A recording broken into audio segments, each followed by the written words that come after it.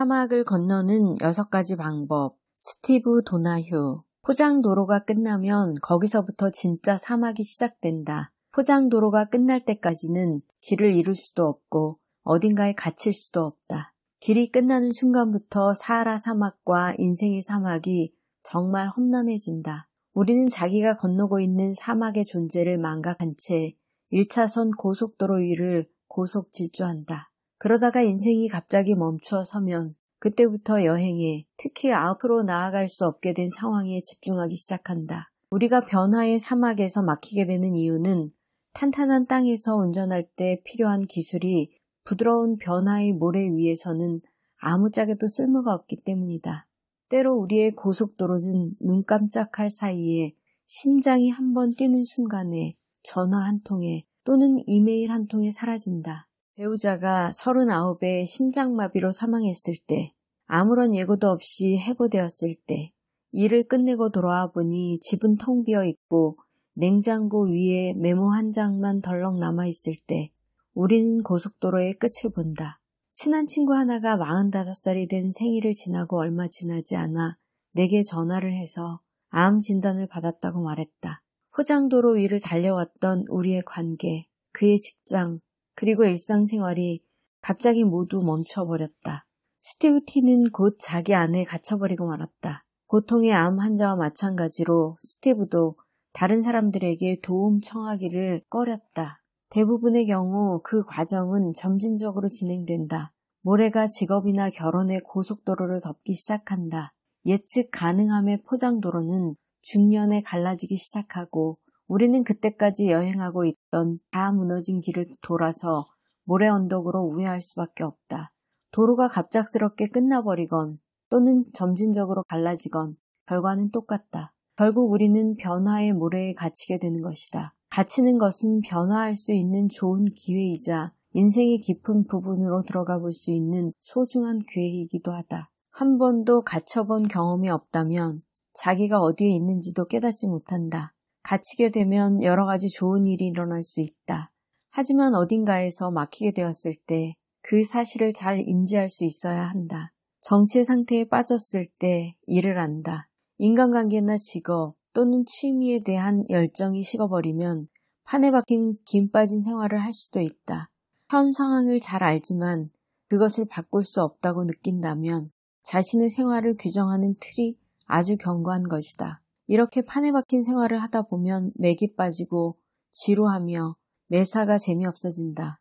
꼼짝달싹 할 수 없는 정체 상황은 갈등 상황과 느낌이 비슷하다. 사람들 또는 집단에서 자기 구역을 정해놓고는 꼼짝도 하지 않는다. 자기 안에서조차 정체 상태에 빠질 수 있다. 무엇인가 새로운 것을 해보거나 위험을 감수하면서까지 뭔가를 시도해보고 싶지만 두려움이나 심리적인 생각 때문에 행동으로 옮기지 못하는 것이다. 정체 상태에 빠지면 좌절감을 느끼거나 화가 난다. 함정에 빠진 느낌은 바위와 딱딱한 곳 사이에 끼인 것과 같다. 무력감과 좌절감을 느끼며 대안이 전혀 보이지 않는다. 스티브는 암 치료를 받기 시작했을 때 벅찬 치료와 그리고 다른 사람에게 도움을 요청하기 어려운 마음 사이에 갇힌 느낌이었다. 방향 감각이 있으면 오도 가도 못하게 된 상황을 파악하는 데 도움이 된다. 나침판의 바늘이 분명하면 할수록 그 방향으로 가지 않을 때가 더욱 확실하게 드러나기 때문이다. 직업을 나타내는 나침판 바늘이 재미있는 일을 하며 살고 싶다라는 방향을 가리킨다고 해보자. 이렇게 방향이 분명하다면 판에 박힌 생활을 할 때 그것이 쉽게 드러나기 마련이다. 하는 일이 조금이라도 지겹게 느껴지면 머릿속에서 경고 신호가 울리는 것이다. 나침반 바늘이 좀 더 열린 마음으로 터놓고 서로를 받아들이는 관계를 가리키고 있다면 정체 상태에 빠졌을 때 곧 신호가 울릴 것이다. 정체 상태에 빠진 지 얼마 되지 않아 갈등 상황에 빠져 있음을 곧 깨닫게 될 것이다. 분명한 방향 감각을 가지고 있다면 나침반을 살펴보라. 인생을 볼 수 있도록 눈높이를 낮춘다. 바로 발 아래에 있는 모래를 바라본다. 나침판이 가리키는 방향대로 가고 있는가? 아니면 정체 상태에 빠져 있는가? 만약 내 안에서 나침반 바늘을 찾을 수 없다면 좋은 소식이 하나 있다. 정체 상태에 빠졌을 때 좋은 점 하나는 자기에게 정말 중요한 것이 무엇인지를 분명하게 볼 수 있게 된다는 것이다. 그 덕분에 방향을 찾을 수 있게 되는 것이다. 정체 상태에 빠져 있음을 알 수 있는 실마리는 예전에는 효과가 있던 것이 더 이상 먹히지 않을 때이다. 전에는 원했던 결과를 그대로 보여주었던 습관, 태도, 행동, 신념 등이 더 이상 소용없어진다. 직장에서 옛날에는 통했던 맥락이 이제는 더 이상 통하지 않는 순간이 온다. 10대 딸아이한테 어렸을 때나 통했던 그런 위협을 가해도 아이는 이제 더 이상 꿈쩍도 하지 않는다. 쇼핑을 해도, 술을 한 잔 마시고, 피자를 먹고, 섹스를 해도 우울한 기분이 나아지질 않는다. 성공 전략을 썼는데도 소용이 없을 때 우리는 그냥 오늘 하루 운이 참 나쁘다고 생각한다. 하지만 그것은 우리가 포장도로를 다 지나 변화의 푸슈에 빠져버렸다는 것을 의미한다. 밀어붙이지 않기. 더 이상 밀어붙이지 않는다는 것은 자신의 계획이 더 이상 소용이 없음을 인정하는 것과 같다. 자기가 모든 해결책을 가지고 있는 것은 아니라는 사실을 인정하는 것이다. 옴짝달싹하지 못하는 상황이 되었음을 인정하고 밀어붙여봤자 소용없음을 깨닫고 나면 참 겸허해진다. 그리고 나면 정체된 상황에서 조금씩 벗어날 수 있게 된다. 우선은 정체 상황에 빠진 원인부터 찾아내야 한다. 그 원인은 완벽주의적인 성향 때문일 수도 있고 자기가 모든 것을 좌지우지하려는 태도 때문일 수도 있고 항상 옳은 일을 하려고 하거나 스스로 모든 것을 해결하려고 하는 성향 때문일 수도 있으며 누군가가 나를 구해주기를 바라는 자세 또는 다른 사람들을 즐겁게 해주고 싶은 욕심, 항상 꼭 계획을 세워야 하는 성격 등 무엇이든 될 수 있다. 스스로에게 물어보라. 옛날에는 제대로 되어 있었는데 이제 더 이상 먹히지 않는 것은 무엇인가? 또한 현재 빠져있는 함정의 어느 부분 때문에 벽에 머리를 쳐박고 있는 느낌이 드는 것인지 자문해 본다. 작가라는 직업의 사막에서 나는 출발이 꽤 빠른 편이었다. 내 아이디어를 마음에 들어하는 훌륭한 출판 알선 에이전트를 찾아내는데 한 달도 걸리지 않았다. 1차선 아스팔트 도로 위를 빠른 속도로 달리며 나는 정말 숭탄대로군 이라고 생각했다. 그러다가 푸쉬를 만나고 말았다. 내 책에 대한 제안서를 쓰다가 초반부터 벽에 부딪히고 만 것이다. 각 장별 내용을 몇 단락으로 요약해야 하는데 슈퍼페이지에 달해 장의 실제 분량만큼 길어진 것이다. 편집자가 필요했다. 예전에는 나의 완벽주의적인 성향이 많은 도움이 되었다. 일을 잘 하려거든 스스로 하라라는 것이 나의 좌우명이었다. 이런 내가 누구에게 내 글을 난도질해달라고 부탁하는 것은 파문과도 같은 고통이었다. 내 안 어디에선가 나 스스로 할 수 있다는 목소리가 들려왔다. 나는 스스로 요약 부분을 편집하기 시작했다. 그런데 요약본에 손을 대자 글이 더 길어지고 말았다. 그래도 나는 계속 밀어붙였다. 그러자 페이지 수가 줄어들기는커녕 배로 늘어났다. 결국에는 내 책에 대한 제안서가 책 내용만큼이나 길어져 버렸다. 바로 무릎을 굽혀야 할 시기에 나는 여전히 벽에다 머리를 쳐박고 있었다. 아이디어는 좋았지만 편집자로서는 재주가 없었다. 내가 애초 세웠던 계획은 뜻대로 돌아가지 않았다. 이전에는 잘 먹혔던 전략이 이제는 상황을 더 나쁘게 만들 뿐이었다. 사막을 건너기 위해서는 여행할 수 있는 새로운 길을 찾아야 한다. 하지만 새로운 운송수단을 찾기 전에 우선 옛날 방식부터 버려야 한다. 밀어붙이기를 멈추고 더 이상 머리를 벽에 부딪히지 않는다면 그 정체된 장소에서 서성거려야 한다. 오도 가도 못하는 상황에서는 처음 머리에 떠오르는 생각이나 대안에 선뜻 뛰어들어서는 안 된다. 그냥 그 정체된 상태에서 한동안 머문다. 우리는 본능적으로 불편한 상황에서 벗어나게 해줄 것 같은 첫 번째 아이디어를 쫓게 되어 있다. 하지만 이 불편한 상황은 아주 새로운 곳이며 중간적인 공간이다. 상황이 꼬인 원인에 대해서 찬찬히 파악하면서 아직 헤어나올 수 있는 방법을 알아내지 못한 그 공간에서 한동안 멈춰서 숨을 고를 필요가 있다. 겸허해질 수 있는 작은 기회를 찾는다. 우리 문화권과 사회는 거만한 자아를 건설적인 방법으로 해체하는 방법을 모르기 때문에 우리는 스스로 겸허해지도록 노력해야 한다. 겸허해지기 위해서는 엄청난 사건을 기다리기보다는 사소한 기회를 활용하는 것이 좋다. 변화의 사막에 꼼짝없이 갇혀있는 상황에서는 공기를 많이 빼야 할 큰 사건이 기다리고 있을지도 모른다. 일상생활 속의 작은 사건을 통해 연습하다 보면 큰 사건에 대비할 수 있다.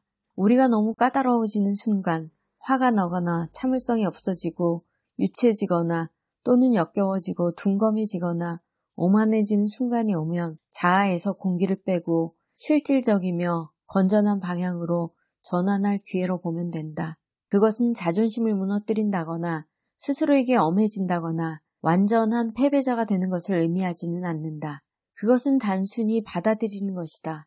겸허해진다 함은 그저 자기가 완벽하지 못하다는 것, 그리고 영원한 존재가 아니라는 작은 진실을 받아들이는 것이다.